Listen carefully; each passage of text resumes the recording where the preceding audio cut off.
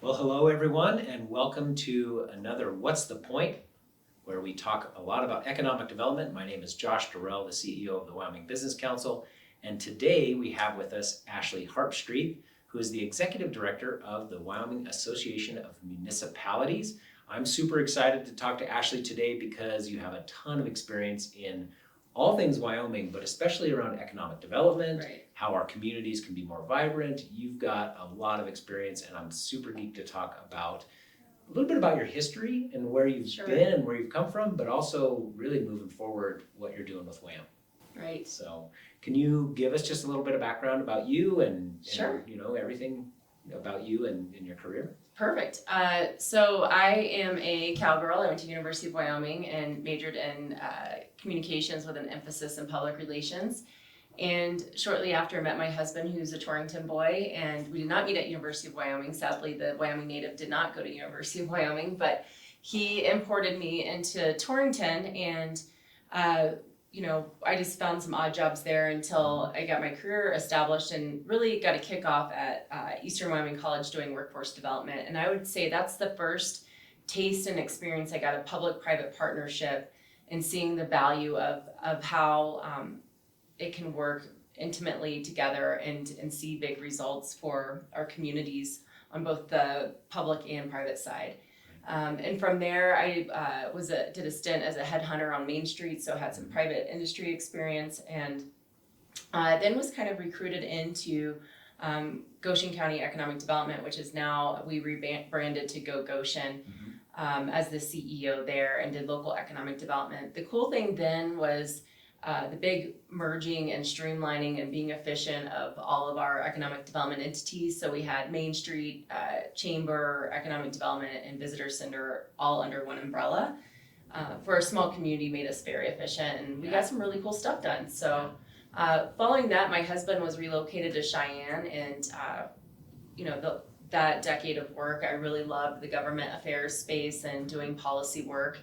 And so I took a job with as the executive director for Wyoming Taxpayers Association, which is just one spoke on the whole wheel of economic development. Right. And a hardcore spoke of policy is learning tax policy. It's Right. about as sexy as infrastructure. Yeah, it's exciting stuff.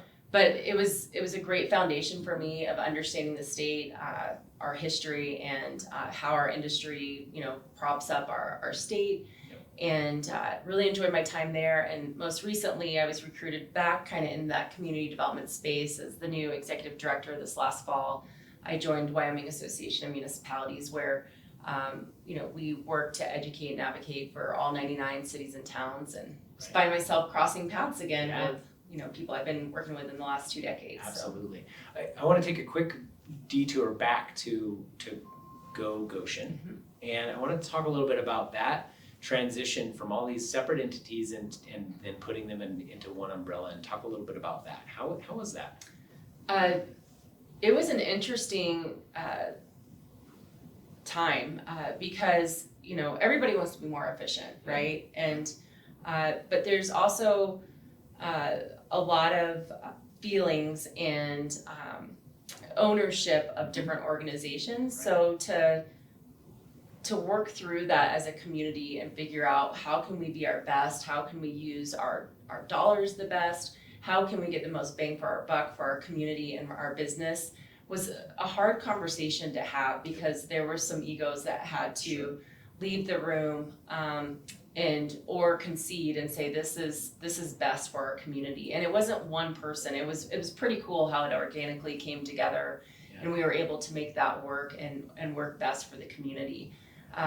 But it was a lot of work to figure out the right space and the right tempo. But I think in the long run, that's the model to look at, where economic development would recruit the business, or maybe start by writing the business plan or help with a business expanding. But then the chamber would get to do the ribbon cutting and kind of the fun stuff. And not that to take anything away from any chambers, but there was no continuity of service of these public-private partnerships being held together. And then of course when a business sometimes wants to close its doors and transition out and either retire or do something new, they would come back to economic development from the chamber as the chamber member. So I just think it ended up being best for the community, especially in a small town with a vibrant main street, of making it a one-stop shop, and the businesses not being confused of where to be. Same with the public on how to help the community. Right. And it just gave that continuity of services, a one-stop shop for all the services that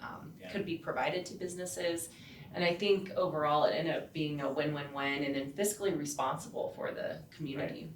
Yeah, and I think that's a good theme for a lot of the things that we've been talking about is that, there are so many elements of the work that we do at the Business Council and that WAM can be part of, and that at a community level, those city administrators, those elected officials, Right. they're all working on things. We're all working really, really closely. So how do we work better together? So I Right. think it's a good model for how do we all work really well together. And I know since day one with you at WAM, you've really worked to connect with the Business Council and bring us in, Right. because again, in most of the places, economic developers are wearing a lot of hats. Right. And in those 99 communities, it's not like everybody has their own little economic development shop. Right. It's the clerks and the mayors and the Right. city managers that are doing this work. So tell me a little bit about WAM and what you're experiencing right now, and then where you think it can Sure. go. I think that this is a really interesting opportunity with where we are as a state and then as a country, as we redefine what the role of local government looks like and what it is, and the perceptions from the public to the reality of what we should be doing, right? I think your idea might be different than my idea, might be different than Joe on the street's idea, different than the actual Mayor Cheyenne's idea. But I think the important thing that I've tried to come back to my membership and then those that I'm engaging with is what that role of government is, and what the role of taxes is, and pulling back on my experience and time at taxpayer and being, we want to be good stewards of that dollar. The whole idea and purpose of setting up taxes per the just recently passed Director of Revenue from Brenda Henson, she summarized it best. The taxes are a way that we pull our resources together to provide services we otherwise could not afford on our own. Right. So when we're thinking about sexy things like water and sewer, of course I live out in the country, so maybe I'm not the best example, but as a resident, if I'm not able to drill my own well, or I'm in a neighbor, I like being in that urban area and we have to be on a big system for water and wastewater. We can't all go do many wells. It's not feasible, nor is it economical. So that's where, cities and municipalities are great for setting up enterprises like that. And by our state statutes, those dollars are very guarded and very earmarked, that it goes into the enterprise and it goes back out.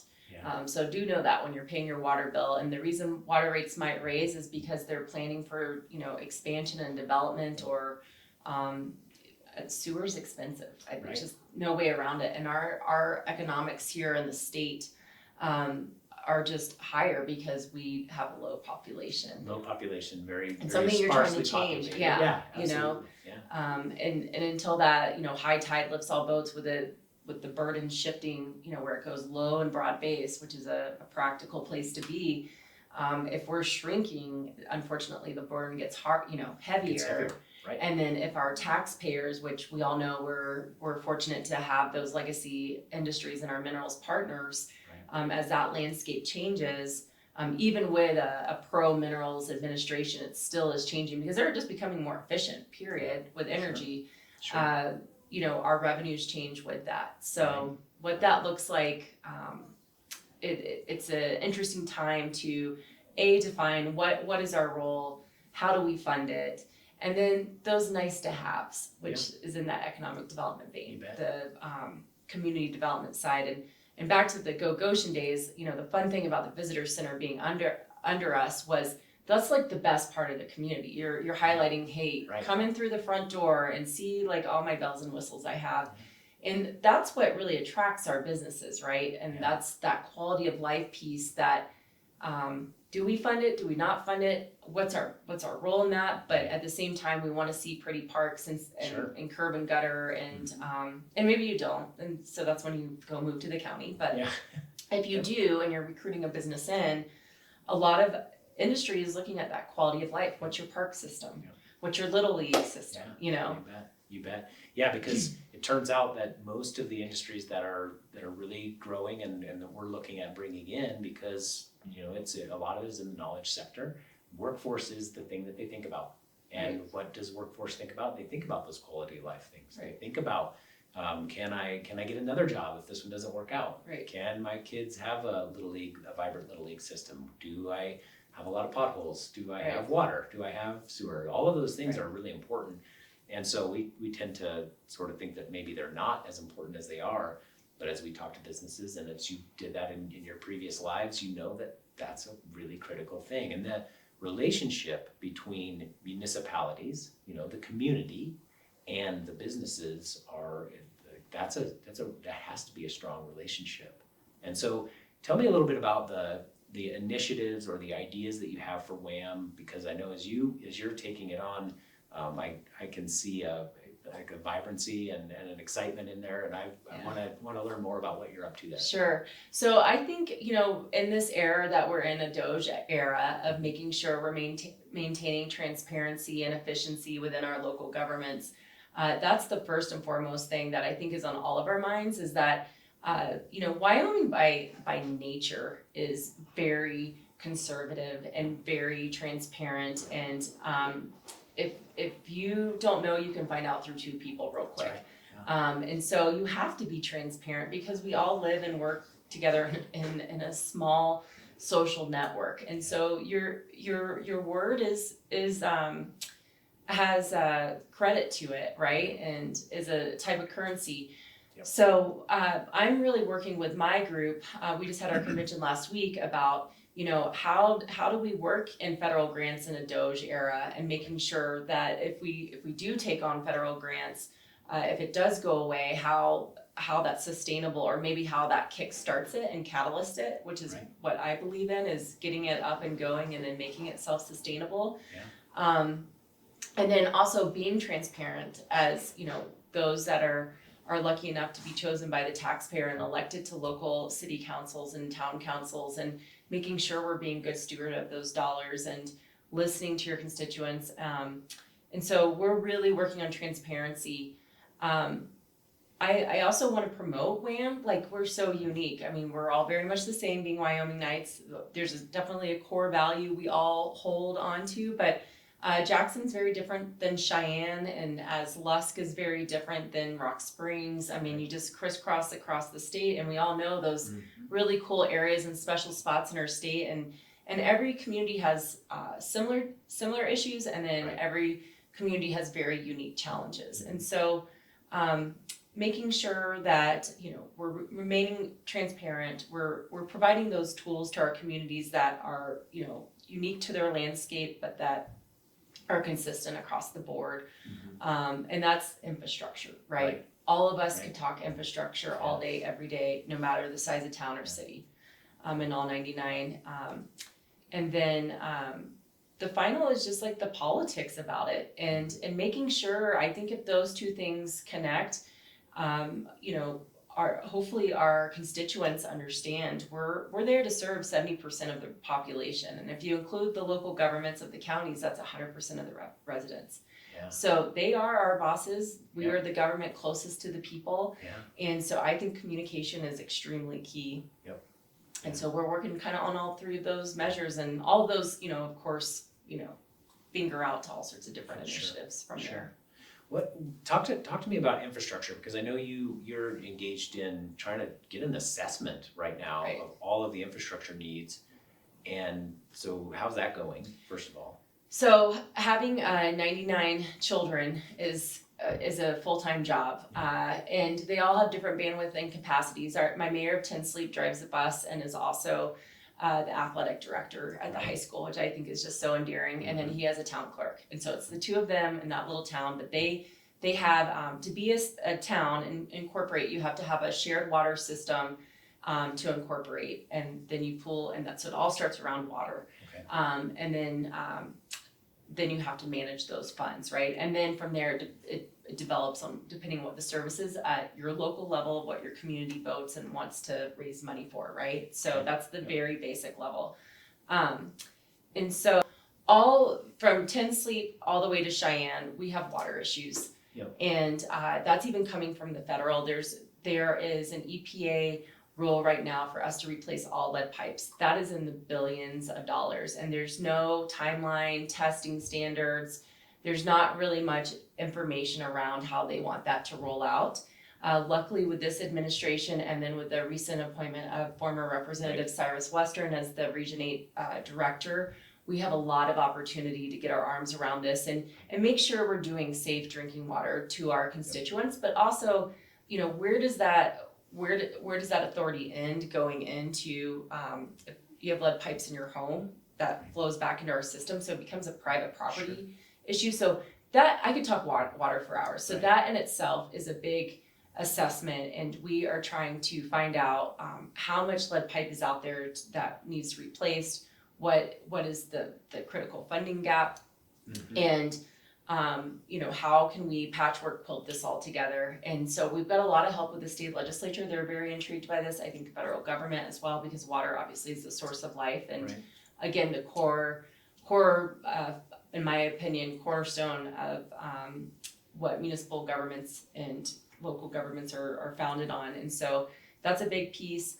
And then we go, as far as, you always have road projects. Right.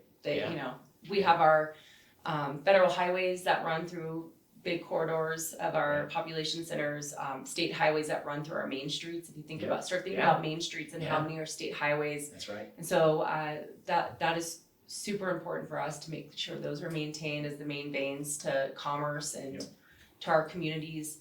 And then that was the other piece is, so you have infrastructure that are hard, and then you have these services. Yeah. And that's where it starts to get a little bit gray. Right. If you pick up the phone and call 911, you expect for someone to answer A, and B, for there to be a timed response, appropriate response to your call for help. That's right.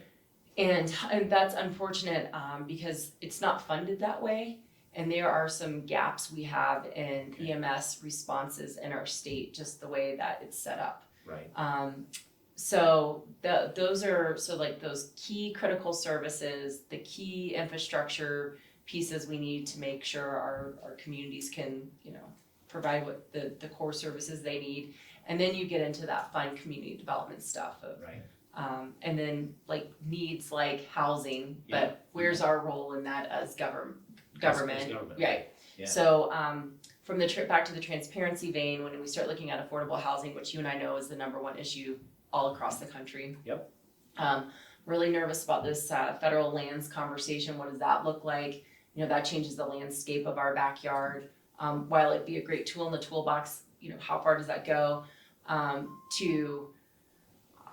My people are certainly not developing houses, but what they can do is they can say yes. How do we get to yes? And we just did a panel on that, on regulatory reduction. Where can we strip that red tape and make it turn in a safe way? That's a key word there, right? Yep. Is making sure it's safe, that we can cut that red tape and make sure that we can get housing going in a responsible timeline. Yeah.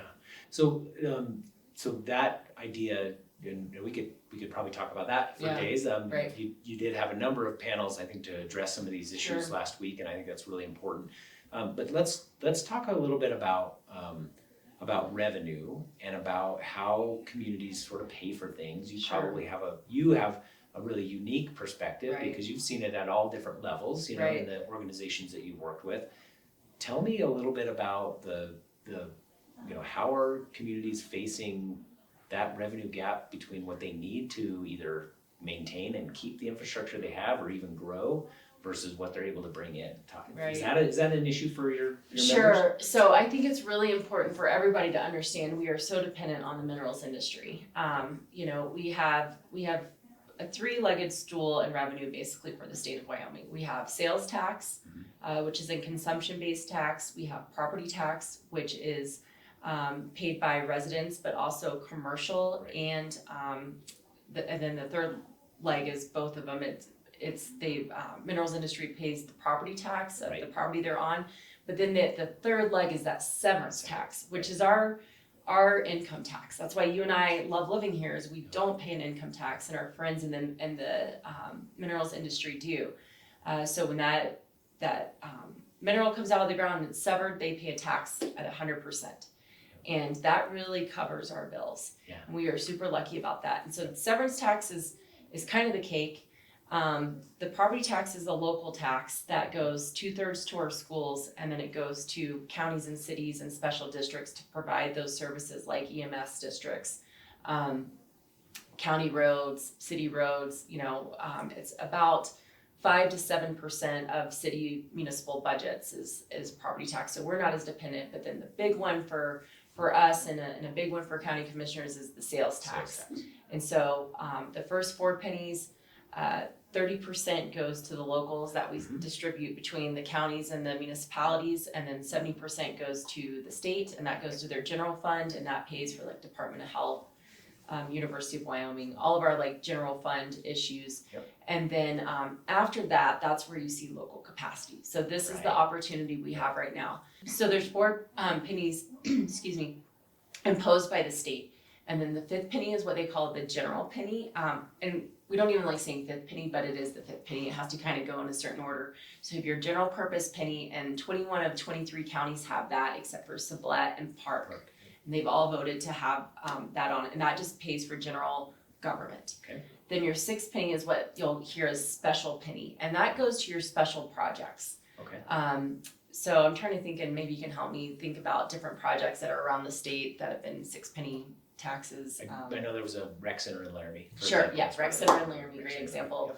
Yep. And you'll see special penny tax signs on things like that. Yep. And so that's where the community says, this is what we need, this is what we're gonna use it for, and as soon as that's fulfilled, the penny goes off. Penny goes away, right? And then And that's voted on by the voted on by the voters. community. Mhm. And you have to have a majority of the municipalities agree, and then it goes to the county commissioners, and the county commissioners have final approval to put it on the ballot. So there's a lot of steps along the way to get it on the ballot. Right. Then past the special penny, so that's 5th and 6th. So most districts are at 6 pennies. Then you have something very special that I hold near and dear to my heart, is the economic development sales tax, and appropriate for this conversation. And those go in quarter penny increments, and that's been on since 2006. Goshen County was the first one to put that on. They put it on. I put it on for like the 5th time, so it's been on multiple times since then. Right. And that is very specific to economic development projects. And so Goshen County has a lot of ROI and statistics of where they brought that money in and then put it back out into projects into the community that are specific as they voted on it. Right. Fremont County had half a penny, and then I think theirs just went back off. So there is that tool that communities can use up in quarter penny increments up to a penny. And then you have a new tool that we have on called the municipal tax. That's right, yeah. And Casper was the first city to do that. I recently was visiting with a lot of legislators that were not from the area, from Natrona County, that weren't exactly thrilled by that penny and what it was going for. But that's what the voters decided in Casper. Yeah. They literally said, we want it to go to an animal shelter. I know that was one of them. We want it to go to the ski area, to Hogadon. They actually own and operate it. And I want to talk about things in the rec space of why sometimes it makes sense for government to own it versus public. But they specifically wanted to fund their ski hill. And not like that, but that one didn't pass, right? Like they were able to break those down. yes, so and they all voted like specifically within that penny yeah. of where it went, but they did pass the Casper penny, and I can't remember if the ski passed or not, but I know that was on the ballot because there was a lot of measures they had on there. So it went specifically to what the voters said yes for. Said yes to, yeah. And where it gets a little gray and like fun things like a ski area or a baseball field, or because I know that's near and dear to your heart, or golfing, a municipal golf course, is that's again something that private industry is not wanting to do, because a lot of these enterprises are losing the money, but the community wants it, and they say yes to vote to self-fund it, to basically crowdfund it. Right. So back to the tax structure, is that's the opportunity for locals to decide what their tax structure looks like. And then you have fees and enterprise funds, but those are specific very specific to what it's paying for. Right, so you can't take that money that's generated from water, fees No. and use it anywhere else. Right. It's locked into that. Right, and a lot of people get confused when they might be looking through audits or people's financials online that are all available online. But those, we're working on with the transparency effort, making sure things are footnoted and earmarked and understood, like this is water money, we can't touch it. This is trash money, we can't touch it. But we have to have statutorily, especially in water, you have to have so much reserves. Right. Right, so, and then that's where, to digress for a second, the state has really set up a really, another revenue tool. The last really big revenue tool we have is our investment income because of our sovereign wealth, is we make 30% off our interest to pay the bills, otherwise we'd have to tax for. Right. And so while we have our money sitting, we have strict guardrails of how we can invest that safely. Right. and make higher returns, because that money's gonna have to maybe sit there for 10 years until you build a sewer lagoon. Right. So you might as well make money on it while you're While sitting, you're waiting. Yeah. while you're waiting to get enough money to build it. So, all of that money is very specific in the pennies, and they can't cross funds except for your general funds. That's where your locals are elected to appropriate those funds. that, so the city councils are the Right. ones that would do that, or Yes. county commissioners, Yep. right? And then as far as the property tax, the interesting thing with the cuts from the state, those are actual, like it leapfrogged authority. Even though it is in the state's preview, they brought down with those exemptions because of the high assessments. That's the way they decided to attack that. And not in a bad way attack, just, to bring Just that, to address that, the high assessments. But that directly affects local funding, so now they have to figure out how they use that piece of pie. They use the piece of pie they have from the pennies. So with these policy changes of going completely away from property tax and completely onto sales tax, you can see where that can be troublesome for locals, because I don't know, I think if we take even all the state's finances, because 2/3 of that money goes to schools, they're gonna have to figure out how to pay it for schools. And if they have to rethink the whole sales tax system, we might not have the ability to vote on what that looks like anymore for our local communities. Right. And that's the concern in that policy shift for us, is what does that look like if we reimagine, and how many pennies does that put on, right? Yeah. And is that tax regressive? I don't know. These are all questions that the legislature is contemplating, and we're in conversation with them. So that's right now how the structure is set up, but there's some big changes coming in, and there might be some really great opportunity in this, right? Of how we self-fund, but. Absolutely. I think that idea of self-reliance is a key one. I know you mentioned it earlier as something that you were really interested in, and it's something that we're kind of looking at it from when a community can become as self-reliant as possible. Right. Again, I think there's some opportunities to fill in the gap. That self-reliance it's probably still going to be artificial, because that's just the way the structure is set up. Right. But I think there's some opportunity to absorb and then have some freedom to make some of your own decisions and make your own choices at a local level, Right. with those extra tax tools, and making sure that you use them so Right. that you can do that. But revenue is an awesome topic. We could Right. talk about it For a lot, ours, and yeah. but it is important. But one of the things that we're trying to look at is, what are some of the other challenges that communities are facing from your perspective that maybe aren't necessarily just related to revenue? Are there other specific things that our communities are facing? Maybe it is in the regulatory reduction and trying to Right. maintain safety, but at the same time making sure that they can move fast for business or Right. for housing, and then not have this plutocracy of like the NIMBYism that we Right. experience. So what are some of the big challenges Well, I you're seeing? think you just nailed it, Josh, is, not getting in the way of ourselves, right? And, because it's a public forum, it doesn't, unfortunately, you and I both would like them to move as fast as business, but they'll never be set up that way, because Yeah. they're using public funds. There has to be process and set up for how, things are appropriated and they move. For example, like we talked about with getting to yes, one of the things that's concerning for me, that I'm like, how do we get around this, is planning staff in Cheyenne will work really hard with the developer to get things going, and it's all ready to go. And then politically, one person gets up at a council meeting and it kills months of work. Right. And so, and then the council, you know, and maybe rightfully so, but that's not probably how you would plan your business, right? And one thing might just catapult, you know, or, you know, crash a whole plan that was in place. Right. And so that political aspect is always one. How do we get our arms around this? How does it become super transparent and out there initially, so you can, like, hey, how do we get to yes, Right. with everybody involved, Right. not just the bureaucracy of the city, but the politics of it. Yeah. Is the community going to welcome this? And we have to remember it's a majority. Like, not everybody's always going to be happy, and so Right. that's the hard part. I'm a people pleaser. I think you are too. You know, and so our council members want to make sure everybody's happy, and it's a lot of parenting of like, okay, Sally has this ball, you have this ball. Are we good now? You know, Yeah. and so some people might just not like.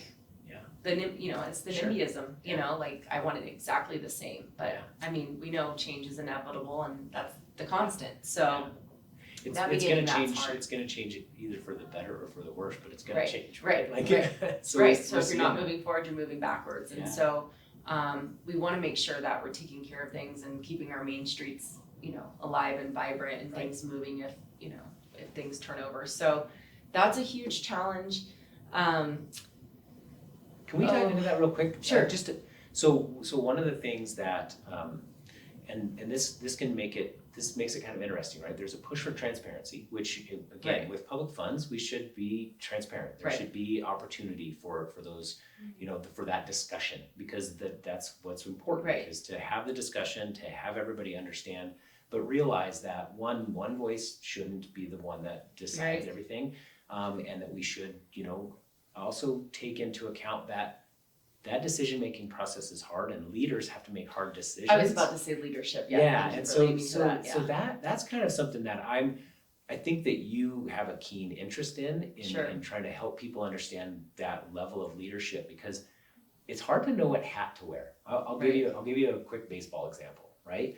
Most of the people in a baseball situation are you're a parent, you might be on the board. Heck, you might even coach too. Right. And it's hard to know which hat to wear Right. in which situation. Right. Sometimes you're in the stands, you're just a parent. Right. Sometimes you're out on the field coaching and you get to be the coach and you Yeah. have a certain set of decisions you get to make. Yeah. But if you're in the board, if you're a parent who's a board member, you don't get to be a board member when you're supposed to be a parent. Right. And I think that can be really hard Right. for, you know, a city council made up of Right. people who are they have all kinds of That's other jobs and exact- that's a hats, great you know? analogy, yeah. And so talk to me about, because I know that's something that's important to you and you've seen various situations and understand that. What can WAM do that can help kind of elevate that?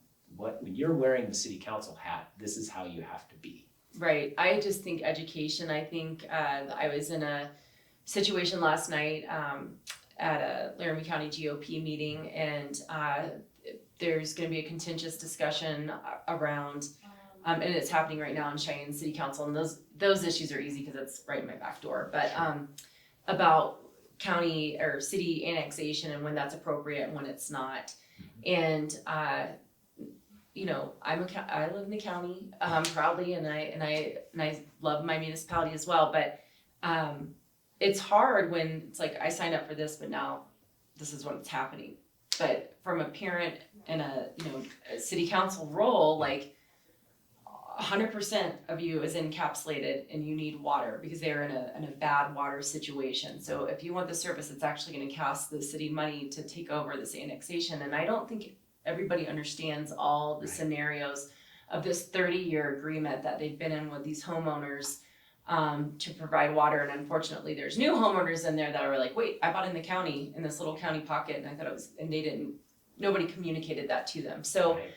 back to the transparency and communication, and Yeah. I just don't think we can ever communicate enough. Right. And just the civility of today's politics, I think it's just really important for everybody to just take a breath and look at it from all sides. Because I can tell you, and I think you know too, anyone in public service is not doing, in the state of Wyoming, I'll put a disclaimer, is not doing it to get rich, No. all the way to the governor. There is no money in it. It Yep. is complete public service and self-service to make your community a better place. And that's what really drew me to this job, besides representing all the cool places in Wyoming. Right. Is the people there are the salt of the earth. Now their ideas might be different of what Sure. they think their utopia looks like, and that's where we civilly have to like have that discourse and have to have Yeah. good leadership. Yep. And and it's again, it's not a business. What's good for the masses, and that's just a mental shift we all have to do. Yeah, that's a in a really gray good area. point. Yeah, that's a good point, that you have to make a mental shift, because there are what I found is that the sort of the different lenses that get applied to a problem and the different contributing factors to a problem are much more complex than you would have in business. Right. And they tend to have a lot more layers, and Right. they tend to have a lot more history, and they have a lot more sort of stickiness to them. And navigating that is never going to be easy. It's not going to be simple. Right. It's going to take that discussion and that discourse, and it's going to have to be civil so that we can get through it, because ultimately we have to make decisions, and they're not going to be popular. Right. Or they are going to be popular, but that means just one more vote Right. than the unpopular, right? Like Right. it's just not that it's not that cut and dry, and I think that's a hard thing for everyone to wrap their Right. head around. Well, and I mean, all the way to state legislation. I mean, I just usually pick one piece of legislation I'm not married to or have no influence over, and like to follow it through the Right. process and just listen to because I'm like, oh, that makes sense. And then you hear the other side, right? And so, having people that, listen twice as much as they talk that's a core Yeah. leadership value. And I think something as a public servant you have to be able to do, because there's a lot at stake when you're running a community. Yeah. So Wyoming is Wyoming's a special place, obviously in our hearts, but also just it's a special place economically. Right. And Wyoming has a lot of really small towns. In fact, they're all small. If you look around the United States, all of the towns in Wyoming are small, even our biggest. And So we should say out of 99, 20 are first class cities, which means they have a population of 4,000 or more. So think about that, Right. 4,000 or more. And I have my little WHAM book that I go back to figure out who's in what bucket, Which and is it always very handy, surprises by me. the way. Yeah. I love that thing. Yeah. It can be found online. But yeah, no, it is. It's amazing. Oh, that's a city. This is a town. Yeah. And then ironically, town of Jackson is a city, but they want to keep the town name Yeah, as sure. part of their marketing. Of course, So, because they have 8,000 people, Yeah. but so they're actually bigger. But no, the economics 101 the math does not math here. Yeah. Period. Yeah. Our biggest cities, Casper and Cheyenne, are in the rural bracket everywhere else in the United States. That's right. So we're very unique. Yeah, we are unique. And so talk to me but even with that span, you might have 60,000 people, and then you might have 60. So talk to me about the differences and the challenges you see for those ends of the spectrum. Sure.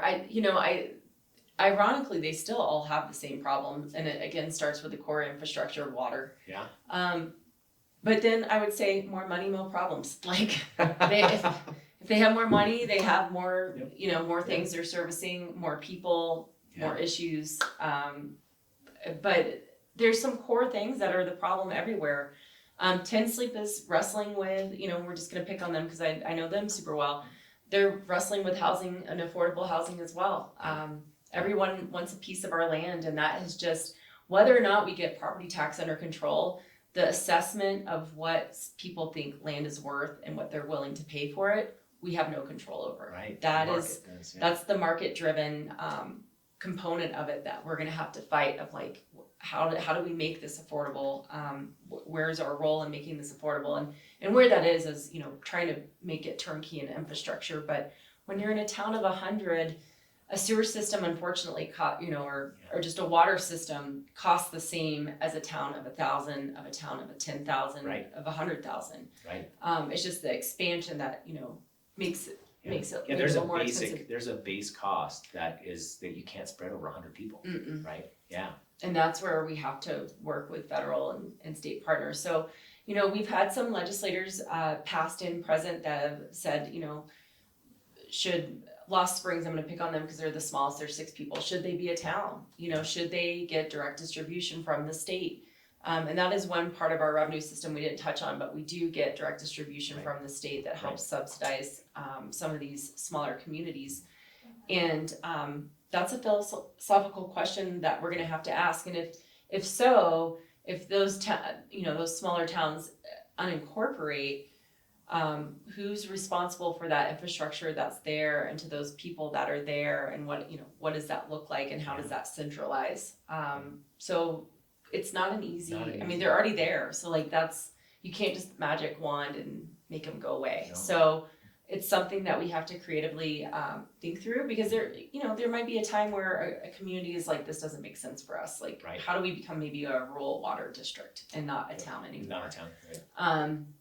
And I'm not suggesting that by any means, but that's a real Those problem. Are real problems, with our little guys. Yep. All the way even to Cheyenne, though, is not, the biggest city, does not have the same issues as Denver or even Fort Collins. Right. Fort Collins is 5 times our size. Right. You might know those statistics better than I do. Not off the top of my head. Yeah, I think they're like 250,000. Yeah.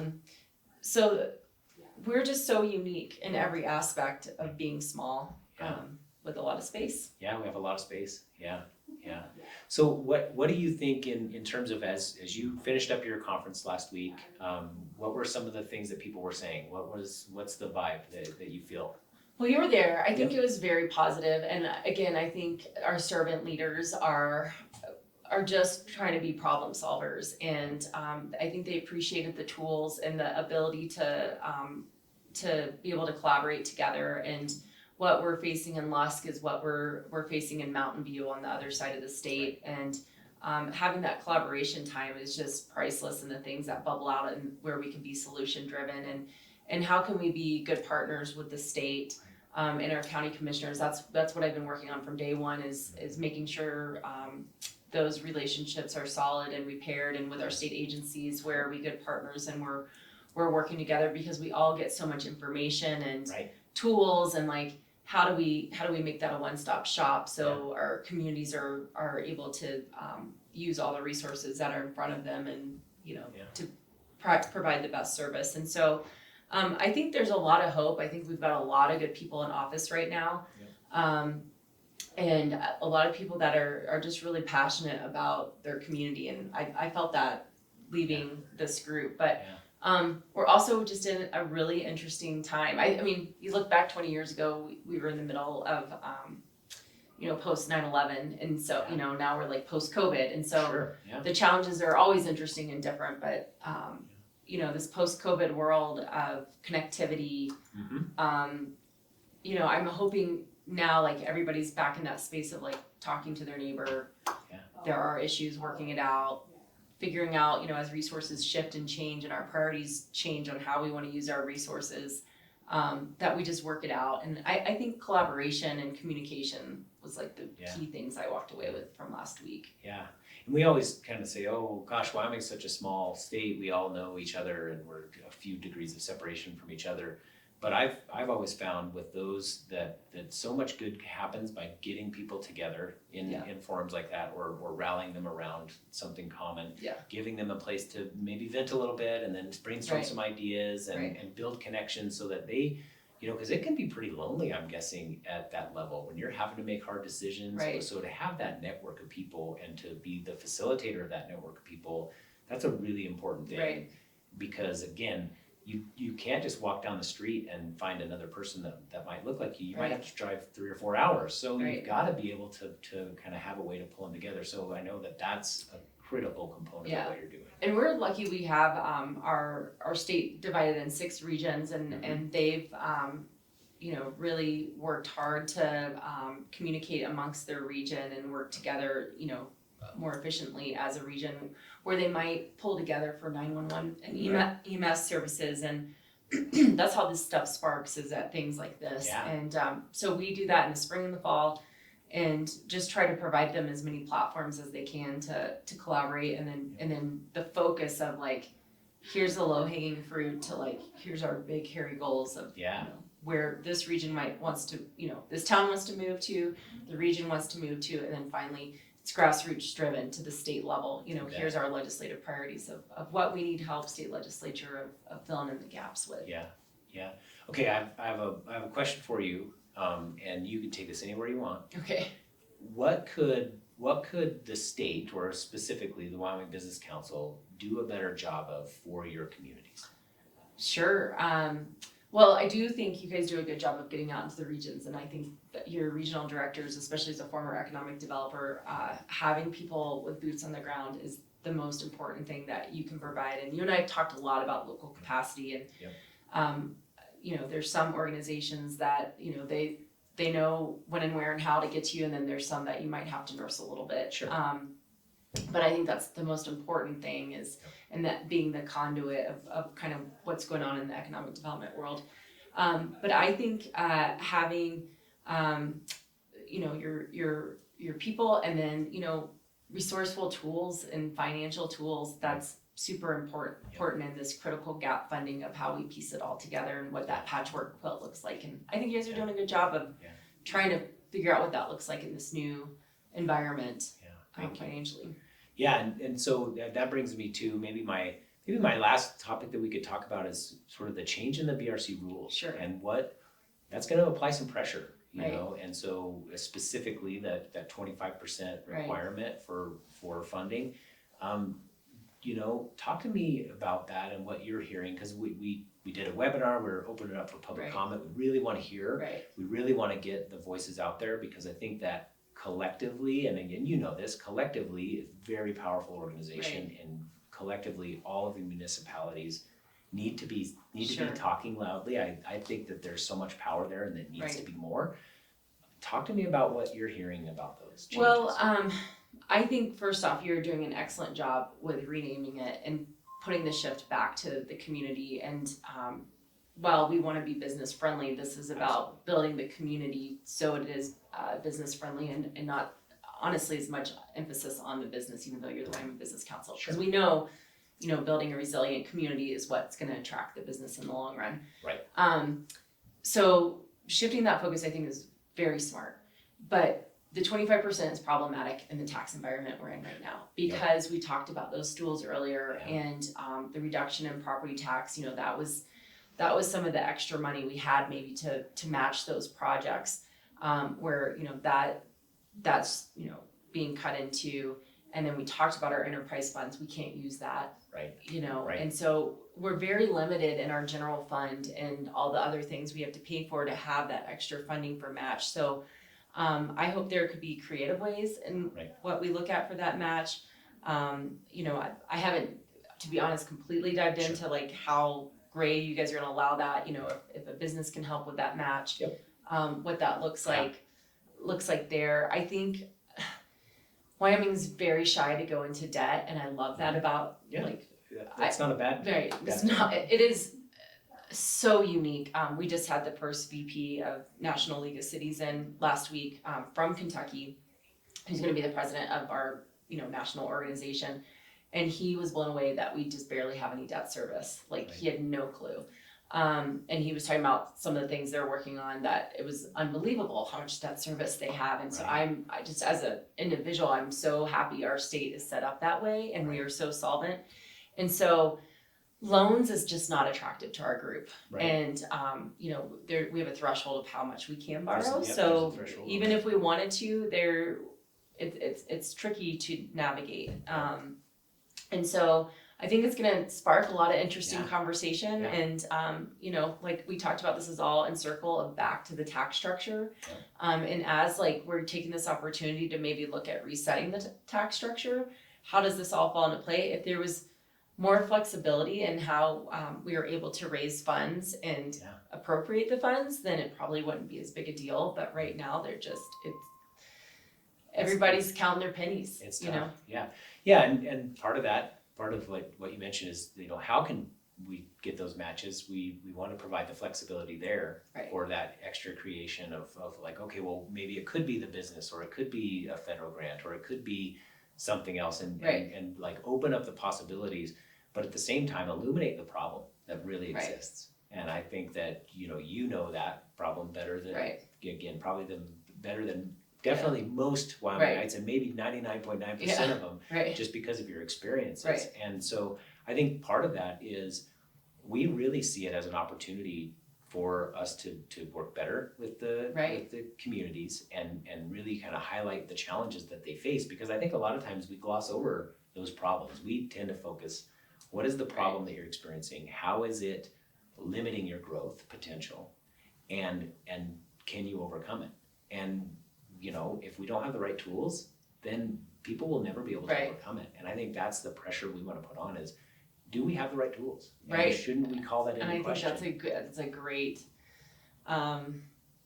hypothesis. Yeah, you yeah. know? And we'll see how it all works out. That's right. Because I think you're on the right you're on the right track for sure. Yeah. And I don't think we're tooled correctly. And it is just back to the core of how we're structurally set up, and it's not either of our faults, it's what we inherited. Yeah. But I think what the cool part is, and this is something I appreciate about you, Ashley. I really appreciate that you immediately, when taking on this role and in your previous role, always willing to reach out, always willing to bring people together, and not build a wall or a silo, but instead say, hey, we're all in this together. Right. We're all on the same team, and how do we work together to do that? We may not agree, we may have the discussion about it, and we might need to use our ears and all of that stuff.